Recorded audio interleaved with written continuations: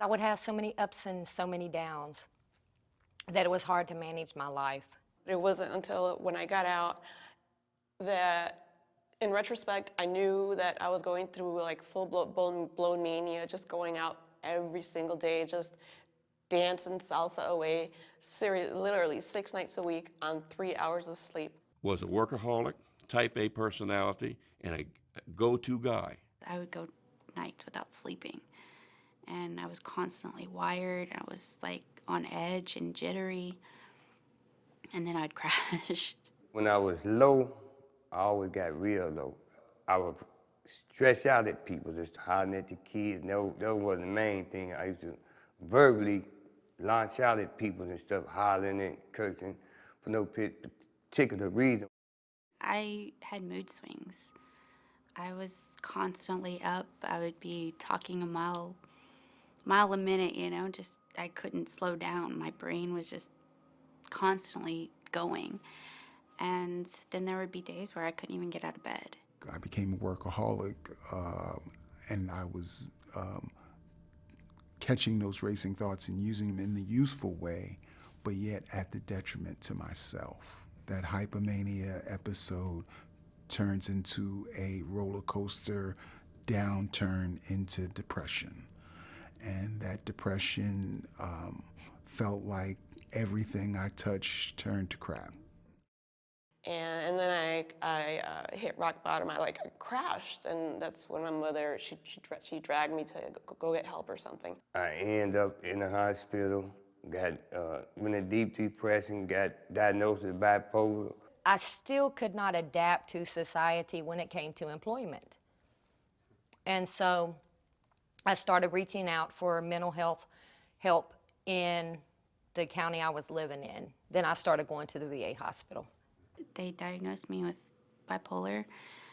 I kind of was relieved, like, I'm not making this up in my head, because that was a big fear of mine was, I'm making this all up. I'm somehow causing this. And I found out, from the doctors and stuff, it really isn't, that. There really is something wrong. And the medicine actually does help.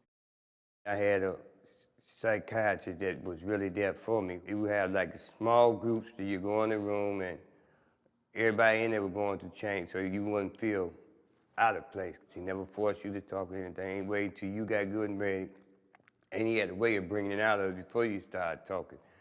And then you would have one-on-one with him at times too, where you and him just sit and talk about your issues and everything. I found the right team at the VA hospital. They got my records, and they know what they're dealing with, and I know what I want. I know what works for me. I got the right medicine. It took me actually a few years before I agreed to take medication, because I was thinking, I can do it on my own. Now that I know what it is, I can control it. I can mentally stop it from happening, and I couldn't. And they gave me the medicine, and it actually really did help. I was really surprised, and I feel great because of it. The treatments that I've received through knowledge and awareness, education, I've become to accept it and realize that it is a part of my body that I need treatment with and for. I do not make it a secret to my friends, and none of them have shut me out for it. I think it turned my life around. I'm in the workforce now today. I get along with all my co-workers. I can go to the movies. Got a significant other, planning on getting married next year. You're no different than anybody else. Your body's not perfect. Figure out with medical help and advice and therapy how to make it a little less imperfect, so you'll be a little more happier. And the people that love you will be happier and want to be around you. To my brothers and sisters out there that are struggling with the racing thoughts, the loneliness, the isolation, there is help out there. I think you should hold your head proud and walk into any VA and kindly demand what you're due, the treatment that you're due, and they're more than happy to help you out too.